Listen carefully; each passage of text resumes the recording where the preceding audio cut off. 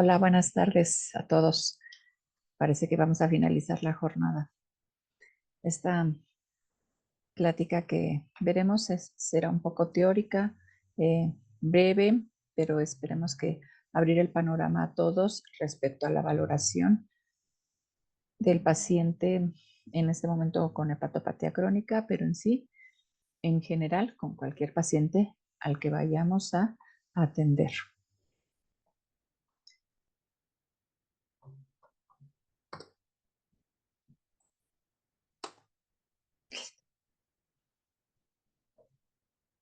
Los tópicos que trataremos durante la charla son los siguientes.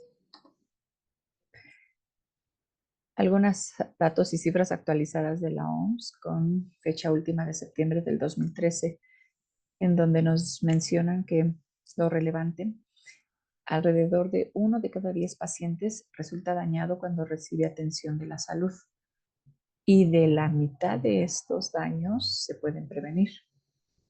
Los errores mayormente cometidos que se han determinado son la identificación del paciente, errores en el diagnóstico, en la prescripción de medicamentos, las caídas, infecciones, úlceras y tromboembolismos venosos. La OMS insiste en invertir recursos para la prevención de estos daños que pueden generar grandes ahorros y lo más importante, pues mejorar la evolución de los pacientes. En el paciente con hepatopatía se determina que en México es la cuarta causa global de muerte, la mayoría presentada en hombres, como la tercera y la cuarta causa en mujeres. Es una enfermedad premaligna y de ahí su relevancia de la detección oportuna, ya que es una causa importante de incapacidad y pérdida de años productivos en las personas. Tiene una alta morbimortalidad y se asocia con una serie de padecimientos y comorbilidades de los pacientes que incrementan la misma.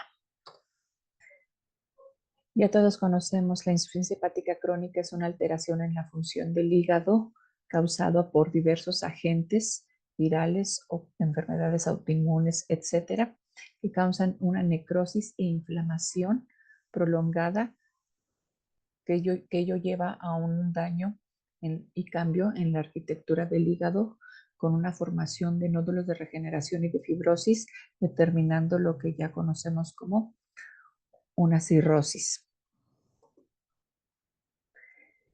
Radiológicamente, este es el aspecto con el que tenemos o con el que estamos más habituados. Imagen seccional por ultrasonido y demás, en donde podemos determinar las características de una cirrosis, ¿sí? De una enfermedad terminal o una hepatopatía crónica con una hepatopatía difusa con estigmas de cronicidad, ¿verdad? El líquido libre de ascitis, el hígado pequeño, la lobulación, nodulación, esplenomegalia, circulación colateral, identificación de Schwann, son dentro de las características con las que vemos en la imagen. El paciente con hepatopatía o con cirrosis puede ser candidato a una diversidad de procedimientos de acuerdo a al padecimiento y a la evolución o estadio de la enfermedad, dentro de los cuales pueden ser vasculares y no vasculares, como los mencionamos aquí.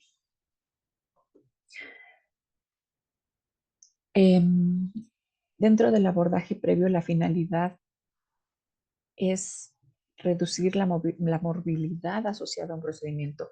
Los procedimientos intervencionistas, aunque tienen un porcentaje de complicaciones bajo que puede ir del -1 a un 4%, en el paciente con hepatopatía se puede ver incrementado este porcentaje por edad, por estadio de la enfermedad, por comorbilidades, por mal tratamiento o mal apego al mismo.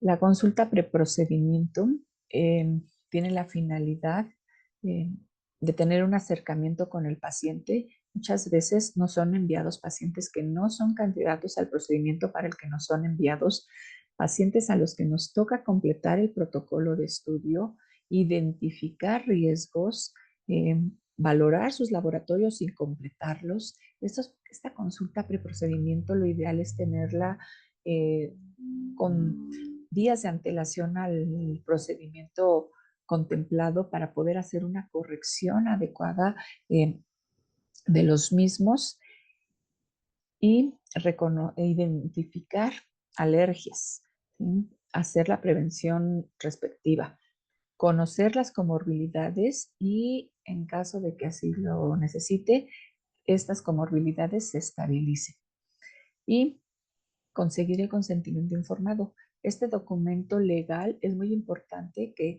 expliquemos al paciente y al familiar, que lo firmemos, como bien dice aquí, como un consentimiento eh, informado, que estén enterados y que acepten el mismo. Como parte de la consulta debemos hacer una historia clínica, determinar los síntomas significativos, tratar, saber para qué nos es enviado el paciente, ver si es candidato o no. Más de las veces paliamos más que tratamientos curativos. La identificación de las comorbilidades y de los factores de riesgo nos permite disminuir la morbilidad de los mismos. Habitualmente pacientes coexisten con padecimientos crónicos como hipertensión, diabetes, ¿sí? Que conozcamos las medicaciones que tienen. Muchos de estos pacientes también padecen de hipotiroidismo. La no suspensión en este tipo de pacientes hipotiroideos es muy importante para evitar una descompensación o pensar que es una descompensación o un agravamiento de enfermedad hepática y quizás solo son síntomas relacionados a la no ingesta del medicamento de hipotiroidismo. Saber que medicamentos deben de suspender o no suspenderse. Muy rara vez, pero pueden esos pacientes estar en tratamiento de anticoagulante y de antiagregantes y saber si los pueden y cómo los deben de suspender o que sea necesaria una terapia puente de los mismos. Conocer las alergias para tenerlo presente, porque ya sean medicamentos como AINES, antibióticos o medio de contraste, que muy frecuentemente lo usamos. Y en caso de que lo presente, pues que se haga la profilaxis respectiva.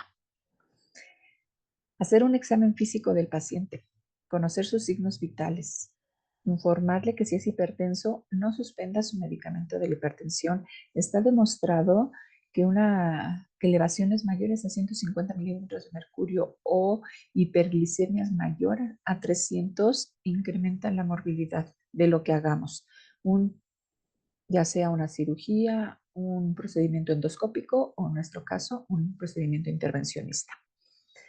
El peso de los pacientes es importante, ya sea porque sea muy delgado y tengamos que dosificar los medicamentos de acuerdo al peso del paciente o porque éste tenga sobrepeso y tengamos que contemplar el equipo, la mesa, el personal, etcétera.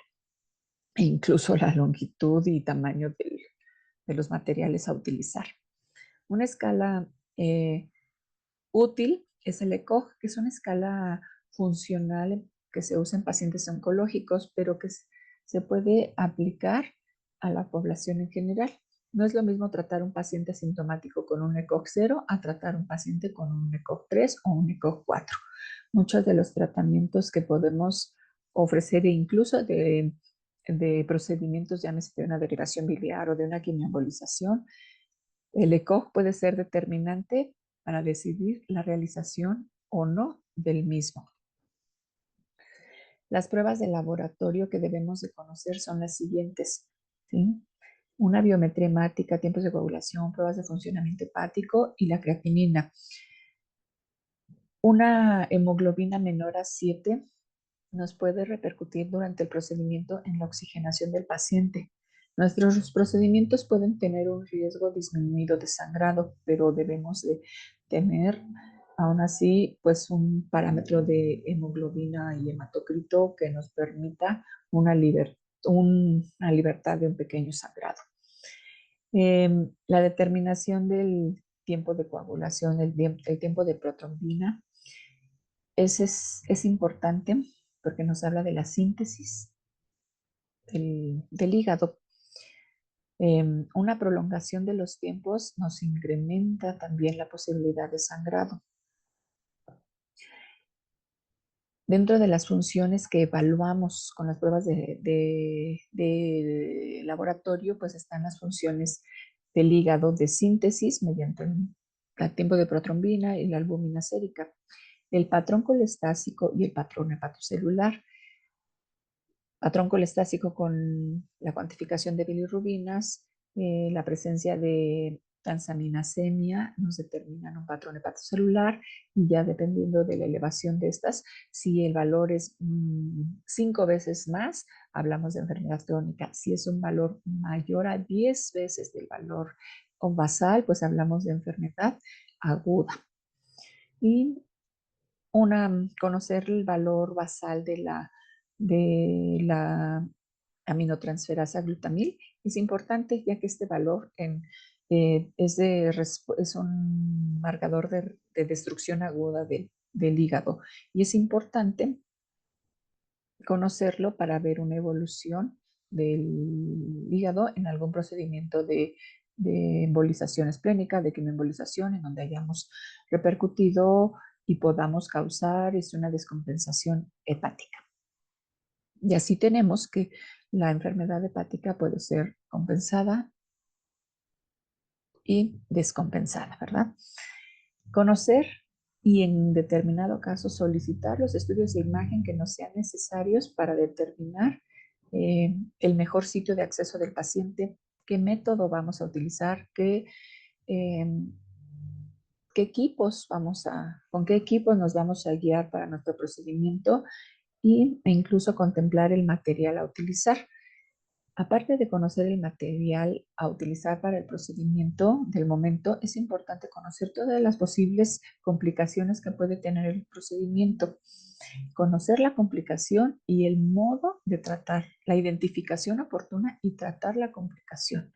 Entonces hay que contemplar qué material podemos utilizar o que vamos a estar es un paciente que ocupe o que pueda ocupar hemoderivados, pues vamos a ubicarnos en un hospital que tenga un buen banco de sangre, que tenga un equipo de reacción adecuado, etcétera. Hasta si ocupamos o no anestesiólogo. El anestesiólogo es un apoyo a nosotros, pero no siempre lo tenemos a disponibilidad en las instituciones y por fuera, pues también nos implica un costo.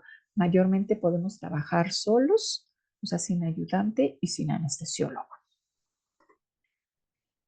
Hay varias escalas que se utilizan para conocer en el caso del CHAI, la mortalidad y otras dos que veremos. Fue una de las escalas, de las primeras escalas que se crearon. Abarca 5 parámetros, 2 clínicos y 3 de laboratorio y determina la mortalidad. Se determinan 3 clases de acuerdo al puntaje, ya sea 1, 2, 3, y esto nos determina un porcentaje bajo, moderado o alto de mortalidad. Inicialmente se creó en pacientes que tenían que ser sometidos a un TIPS. La escala de MELT es una escala de supervivencia. Esta es la fórmula, que hay calculadoras, ¿verdad? Y lo que utilizamos es el INR, bilirrubinas, creatinina, sodio y en caso de que se dialice el paciente, que sea menor a 7 días. Y así tenemos un MEL menor a 10, que es lo ideal. Este tipo de pacientes puede ser sometido a procedimientos selectivos. Entre 10 y 15 puede, pero hay que mejorar y se pueden presentar efectos adversos.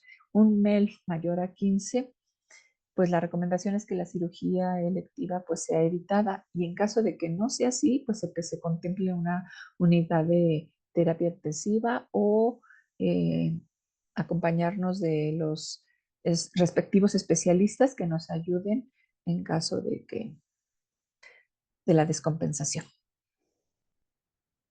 Hay una escala,